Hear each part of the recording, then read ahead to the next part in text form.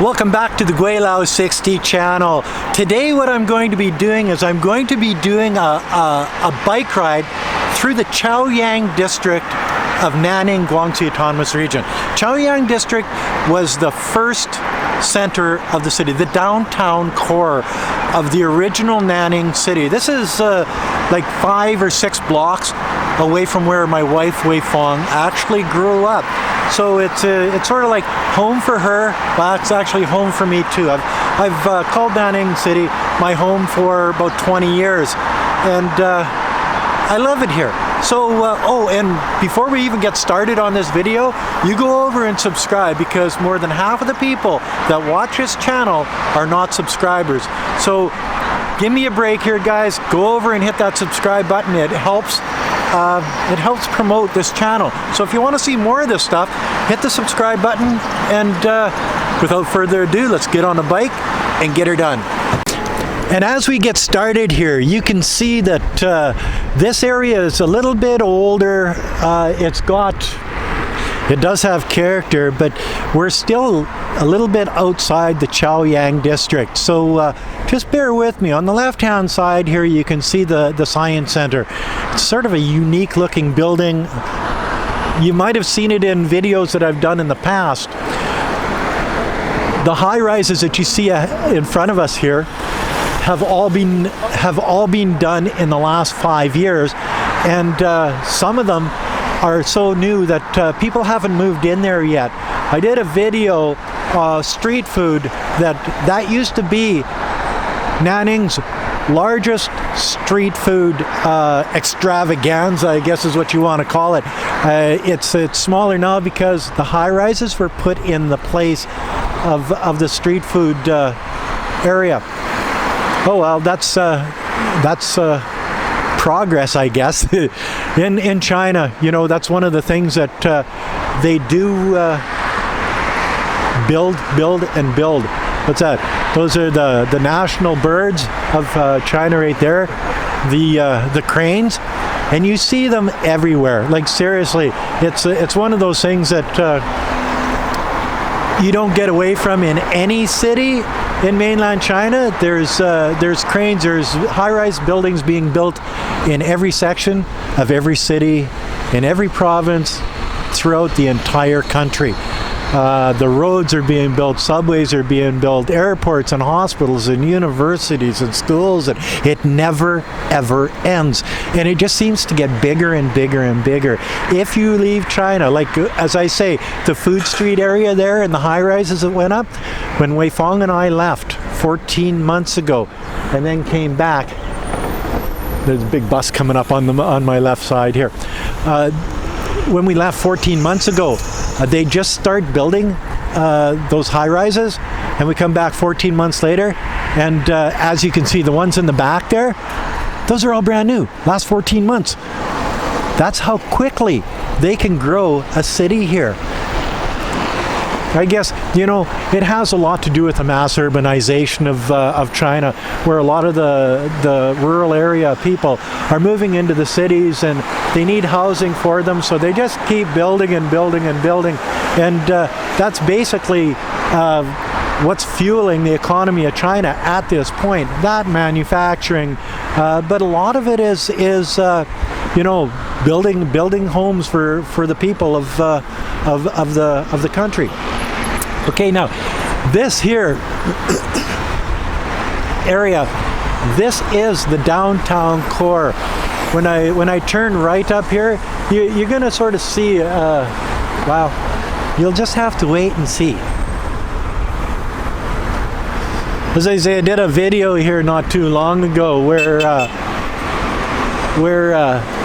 I just turned the camera around, didn't speak, and people got pissed off at me, said it was boring, and you know, and I watched the video, and yeah, you gotta have some commentary in there.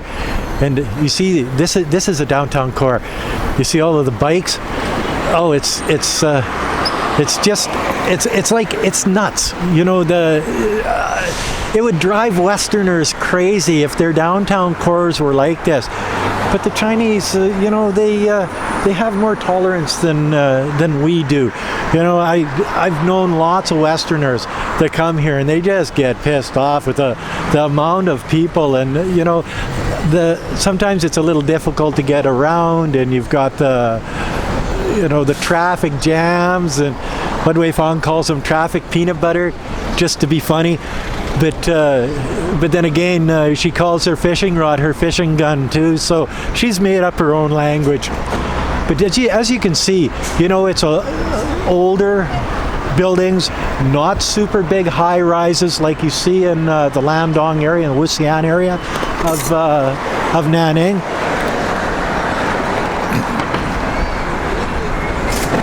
But this area of the city has character, and that's what I like about it. It's one of the places where I spend a lot of time just sort of cruising around on the e-bike, watching the people. This is a Friday morning, Friday early afternoon, sorry. So there's not a lot of people on the streets right now, but you get into the weekend nights, and this place here is chaotic, to say the least. Like, seriously, it's one of those things that it's nuts. But as I say, it's entertaining too. There's so much going on. There's so many people. There's so many restaurants and businesses, and all of the things that are there to sort of pique your interest. And that's why I like it. The restaurants and the food are to die for down in this area. They've been established for so long that I know where every one of them is, and like their specialty dishes. Oh yes, I spent a lot of time down here. So let's do a little bit of U-turn and come down in through another sort of a main drag. Oh, and you've got the McDonald's for sure. Of course, there's McDonald's everywhere, and KFC and Starbucks, and they've taken over the Chinese landscape. I don't eat the food there. It's disgusting. Randy's in Singapore, and she was tired and she was hungry, and she was saying, "What do I eat?" And I said, "Anything but McDonald's." And she showed me a picture where she was at McDonald's having a burger and fries, because that's the only food that she felt safe with. Oh my God, disgusting, disgusting stuff. And you see in the background, as I say, like the buildings that are going up in Nanning, it's crazy. The amount of housing that they build every year, and they say, well, go cities. Well, no, not in Nanning. No, I didn't see that pretty girl. I might slow down the video at that particular spot just for you, Jeff. But as the city grows, as people move in, as the population gets bigger, there's more amenities, there's more schools and universities and hospitals being built, there's more subways being built. One thing perpetuates the other. And up in front of us here, we're going to be going through a sort of a new tourist attraction area of Nanning, and you'll see what I mean when I get there. On the left is a mosque. For all you people that think that China doesn't allow religion, like, come on guys, check this stuff out. Wei Fang and I go here at least once a week for their beef soup, because in the bottom they have a little restaurant that sells the best soup in Nanning City. Like I'm telling you, they had a holiday here the other day, and it was just packed, and people were outside selling goat meat and beef and all of the specialty items. But you see on the left-hand side here how they've built an area that looks like old China, but really is new China. Actually, there's some buildings in there that are old China, and they've kept those ones and sort of just built around it. But you can see how they're trying to promote ancient China in a way that makes the downtown core just a little bit more ethnic Chinese rather than the high rise, the hustle bustle, the new steel glass and cement buildings that you see, and that's I think that's a good thing that they do stuff like that to sort of preserve culture and whatever. It's never going to be total culture, because this is China. It's always going to be commercialized, just like, look at in here, all commercialized. Oh yes, it is. One of the things that I notice here is that people really don't follow the rules of the road as much as they do in Canada or the United States. It's just not, I don't know, it hasn't, how do I say this, to be kind and courteous. Most people in China didn't have a vehicle up until the last 10 or 15 years, and they haven't developed the driving skills and the rules of the road that we have in the West. And the policing of the roads is much more tolerant here than it is in the Western world. You never see a police officer pull over a vehicle. I've never seen it. If you're going to get a ticket, it's going to be from, you see above me right here, there's a camera. You'll get a ticket they'll text you a ticket is what happens, which is and I know this because when I had my car, I've got a driver's license here and everything. I bought a car, and within the first month I had 3 tickets. Actually, it was in the first week, but I like to say the first month so it doesn't make it sound so bad. Wei Feng was scared to look at her text because she figured that I'd gotten another ticket, and it's just the way it is. I was just a little learning boy driving around China. Yes, I got speeding. I went the wrong way down a one-way. Stuff like that. But I learned, and after a while, I wasn't getting any more tickets, and that's just the way of it.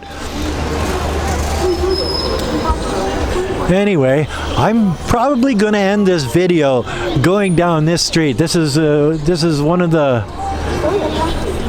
cooler streets of the downtown core of Nanning.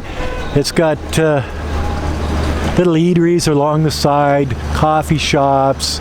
Everybody parks their bike here, so it's a little dangerous.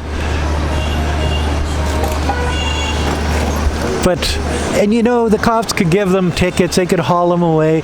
But you know what? They don't. It's just the way it is. They're fixing the streets down here too. So as you motor along, you just go a little bit slower, and it just, as I say, there's an ebb and a flow to the driving here in China. And once you decide that you're not in a rush, it's better to be safe than sorry, and you cruise along, then you never run into any problems. I've been doing this for 20 years in Nanning, never had an accident, never had a problem, and that's just the way of it. Anyway, that's another video from Gweilo 60, Chaoyang area of Nanning, Guangxi Autonomous Region, mainland China. If you like this video, as always, like, comment, subscribe, push that share button, don't forget to resubscribe, don't forget to hit the bell, and put a couple bucks on the Patreon account. I need beer money. Call my friends in the Western world and ask them to send money. Gweilo is out of beer. Until next time, peace out. Bye now.